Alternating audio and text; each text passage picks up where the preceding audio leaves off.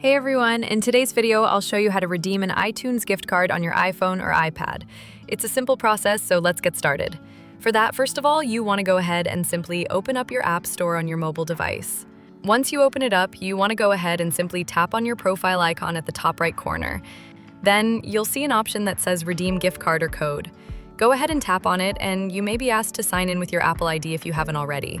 Once you're inside the Redeem section, you have two options. Use Camera, where you have to go ahead and scan the code on the back of your iTunes gift card, and enter code manually, where you have to type in the 16-digit code found on your gift card. After entering and scanning the code, go ahead and simply tap on Redeem and you will get a confirmation message.